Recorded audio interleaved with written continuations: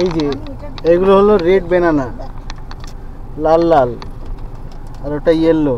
Red আর yellow কালারের difference আছে।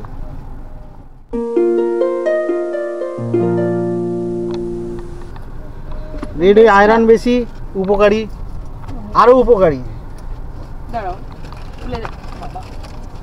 ভিতরটাও আলাদা নাকি রে? দেখতে হবে, দাঁড়াও। হ্যাঁ দেখি, খোল। এটা আমরা, oh my god, oh yes, it's like that, পিল করে খেতে হবে। হ্যাঁ, এটা এর মধ্যে খেতে লাগবে। একটু রেডিশ। তাহলে এটা একটুখানি লেচিস খেয়ে নে এবার। কেমন? Normal banana, normal banana, but it's really nice, too sweet and good taste. দেখি খেয়ে দেখি। ভিতরটা রেডিশ, কিন্তু ভিতরটা কিন্তু ইয়েলোইশ নয়। টেস্টটা ভালো, টেস্ট ভালো। খাওয়া যায়।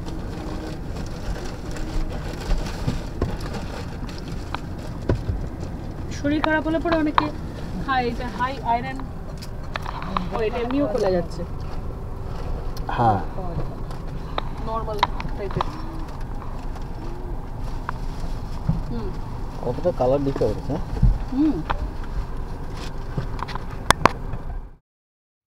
Welcome to বাডুজ্জে company. আমরা তিরুচিরাপল্লী থেকে চলে এসেছি তাঞ্জার। আসার পথে অনলাইনে হোটেল খুঁজতে পেয়ে গেলাম হোটেল এসভি। আমরা হোটেলে পৌঁছে লাগেজ রেখে দেখতে যাব বৃহদেশ্বর মন্দির। আমরা এখন এখানে হোটেলে, তাঞ্জাভুরের হোটেলে এসেছি, হোটেল এসভি ইন। এখন আমরা প্যালেস দেখতে যাব। আমরা সবাই গাড়িতে এখন বসে পড়েছি। চলো এবার আমরা এখন বেরোবো। Let's go. আমরা মারাঠা প্যালেস দেখতে যাওয়ার চেষ্টা করেছিলাম, কিন্তু গাড়ি রাখার সমস্যার জন্য দেখা হয়ে ওঠেনি। তাই দূর থেকে এক ঝলক দেখেই চলে আসি বৃহদেশ্বর মন্দির। আমরা এখন এসেছি তাঞ্জাভুর বৃহদেশ্বর টেম্পল, বৃহদেশ্বর মন্দিরে এসেছি। এটা এখন তার মেন এন্ট্রান্স। মেন এন্ট্রান্সের এখন ভিতরে আরও গেট আছে। আর পুরো যদি ওপাশে দেখাই তাহলে দেখা যাবে এই যে পুরো এটা একটা ফোর্টের মতন, পুরো চারিদিক ঘেরা। মানে এই জায়গাগুলোতে জল থাকতো, আর এইটা পুরো চারিদিক দিয়ে মানে ফোর্টের মতন করা, আর মাঝখানটাতে মন্দির। তো আমরা এখন মন্দিরের ভিতর দিকে যাব।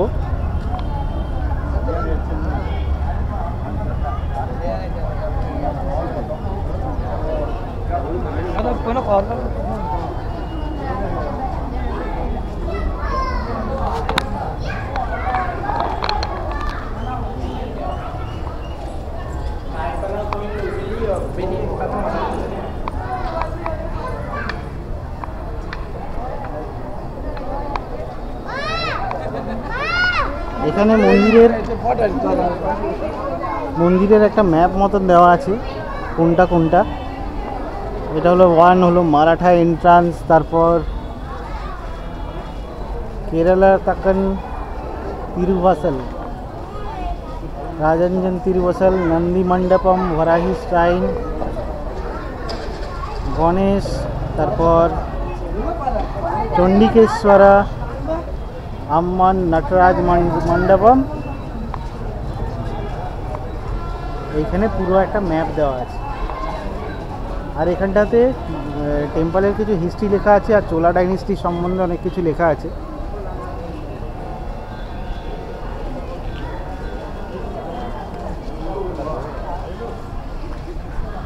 The ambitious Odishwara temple by Raja I was begun in 1003 and completed in 1010. মানে 7 বছর ধরে 1000 খ্রিস্টাব্দে 7 বছর ধরে মোটামুটি এই টেম্পলের কনস্ট্রাকশন চলেছে। তো এটা মোটামুটি বৃহদেশ্বর যে নাম, তার কারণ হলো টেম্পলটাও অনেক বড়, মন্দিরটা বিশাল, সেই জন্যে এর নাম বৃহদেশ্বর।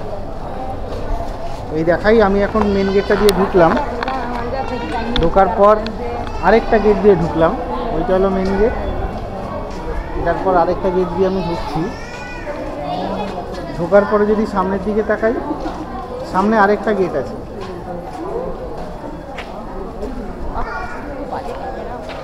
সামনে গেট আর একটা কম্পাউন্ড মতন।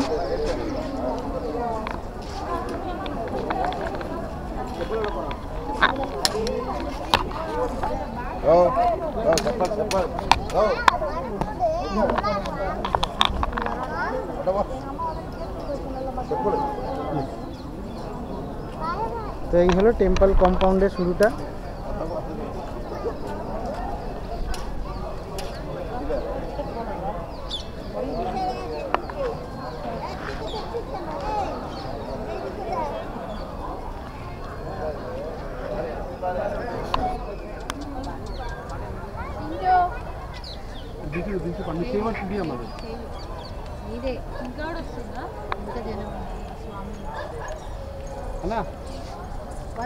కొంచెం కలిగా ఫోటో ఇంకే వెళ్తున్నాను.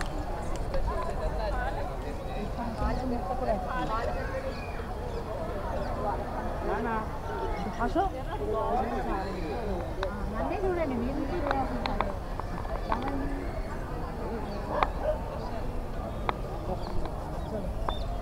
The entrance is called Gopuram. It's Raja Tiruvatsan. The Gopuram measures 27.17 meters, 3 stories and 2 massive Dwarpalas on either side. The Dwarpala in this Gopuram entrance are the biggest specimen. Usually a snake circled on the leg of the Dwarpal, shown by big elephant. Dwarpal কোথায় আছে দেখি, এই যে Dwarpal-এর পায়ে snake আছে লাগানো, এরা দুজন দ্বারপাল। ডান দিকে বাদিকে 4টে হাত যে আছে সেটা হচ্ছে দ্বারপাল।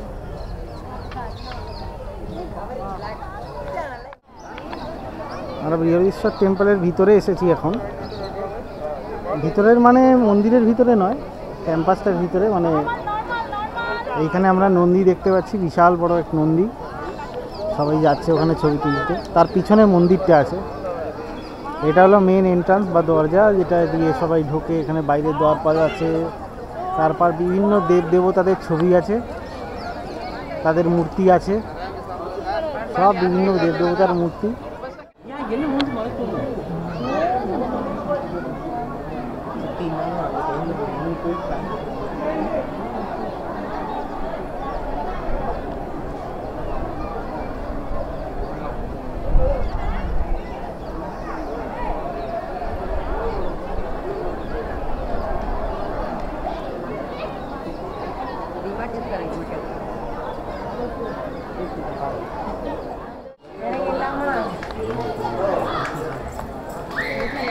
এখানে নন্দী কিন্তু সোজাসুজি শিবের দিকে তাকায় না, একটু ডান দিক করে তাকায়।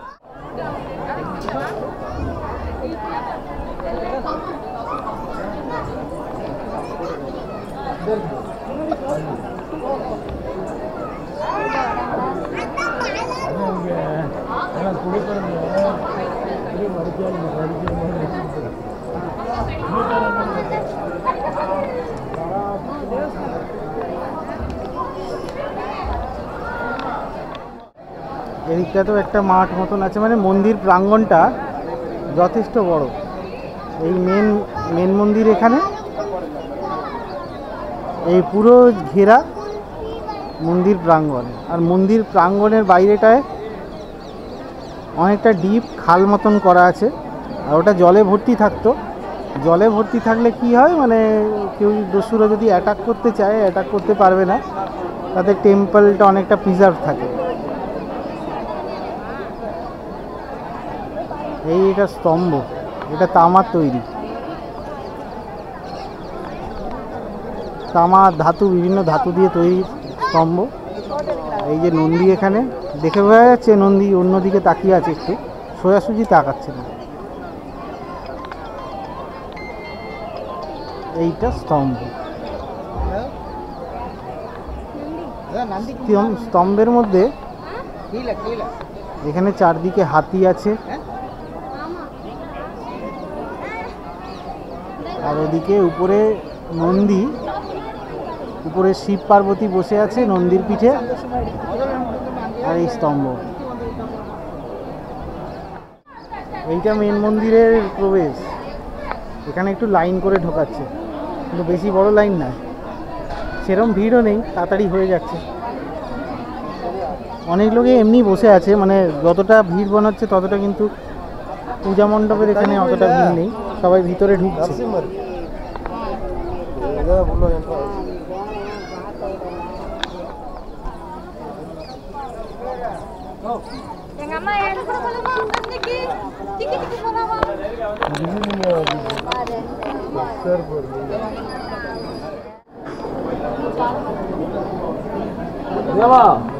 হ্যাঁ,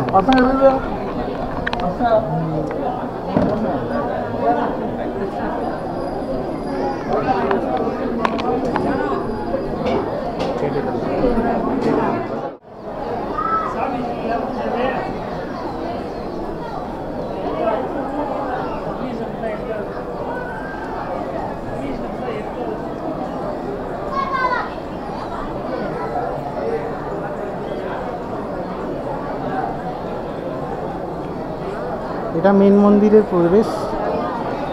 আমি এখান থেকে ভিডিও করার কোনো রেস্ট্রিকশন দেখছি না, কিছু লেখা নেই, তবে মেন মন্দিরের মধ্যে ভিডিও না করাই ভালো।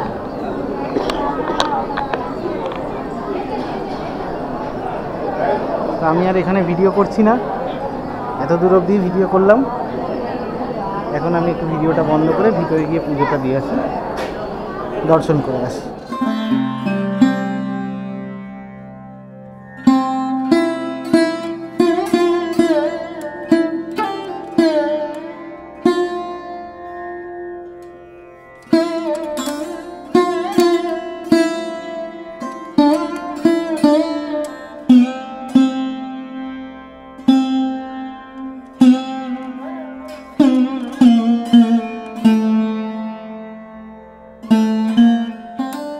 আমরা এখন মেন মন্দির থেকে বেরোলাম, দ্বারপাল আমাদের দিকে তাকিয়ে আছে।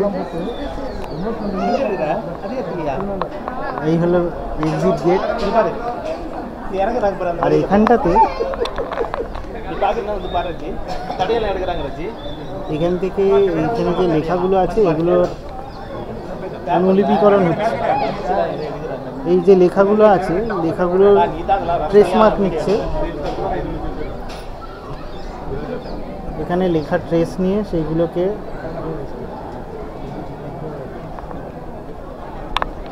দিয়ে হয়তো বই ফই বা কোনো রেকর্ডের জন্য এগুলো নেওয়া হচ্ছে। এই যে লেখাগুলোর ছাপ তুলে সেগুলো রেকর্ড নাম্বার লিখে, সব জায়গায় একটা করে নাম্বার দেওয়া আছে, এখানে নাম্বার দেওয়া আছে, ওই নাম্বার দিয়ে রেকর্ড করে নেওয়া হবে, এতে যাতে আমাদের হিস্ট্রিটা সংরক্ষিত থাকে সেইটার একটা প্রচেষ্টা এগুলো। কারণ এই সারা মন্দিরের গায়ে বিভিন্ন জিনিস লেখা আছে, এগুলো যদি আমরা কাছ থেকে যাই তা আমরা দেখতে পাবো যে মন্দিরের গায়ে যে বিভিন্ন রকমের লেখা আছে। এই যে লেখা, এখানে সব লেখা আছে এইগুলো, তারপর এইখানে অনেক কিছু লেখা আছে। এই লেখাগুলো জল বৃষ্টিতে যেন নষ্ট হয়ে যেতে পারে, তাই জন্য এই লেখাগুলো রেকর্ড করে রাখে। যদি কোনো কারণে নষ্ট হয়ে যায় তাহলে পরে আবার সেটা খোদাই করে আবার সেই লেখাটাকে আবার করে যাতে আনা যায়, যাতে হিস্ট্রি ইজ নট লস্ট। তো এই জায়গাটা পুরো যেরকম লেখা আছে, এখানেও যে লেখাগুলো আছে এই লেখাগুলো সংরক্ষণের কাজ চলছে।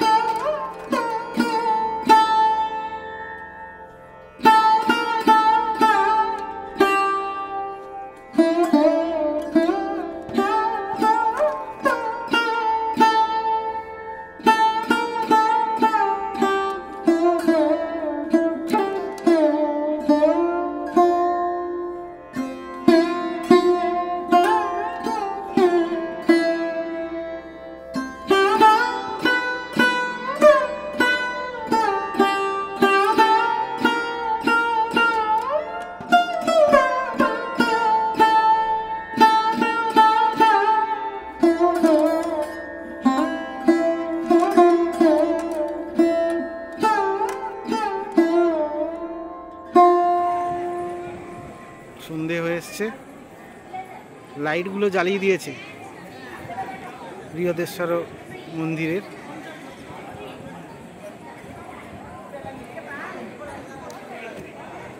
রাতের আলোতে আলাদাই রকম লাগছে, সাথে আকাশের উপর চাঁদও উঠেছে।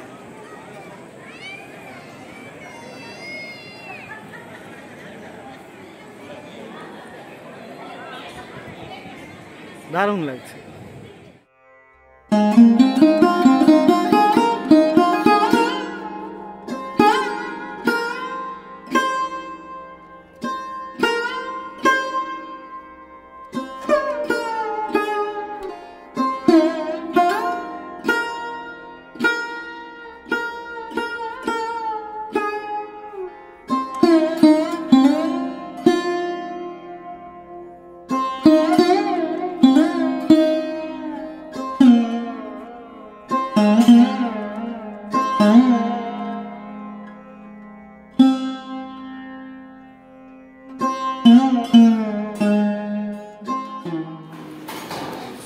লাচ্ছা পরোটা,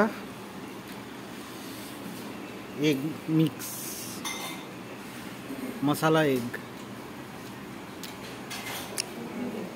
অনেকেই খাচ্ছি আমরা সবাই, আমিও খাচ্ছি, দারুণ খেতে লাগছে। আমরা মন্দির ঘুরে এলাম, মন্দির ঘুরে এসে এখন একটু হোটেলের একদম পাশেই রেস্টুরেন্টে এসে খাচ্ছি। এই আউ যা খেয়ে নিলাম, খাবে? Up good, very tasty. মানে কদিন ধরে ইডলি দোসা খেয়ে খেয়ে এই টেস্টটা এখন ভালোই লাগছে। কারি পাতা তো থাকবেই, কিন্তু টেস্টটা বেশ ভালো, স্পাইসি আছে।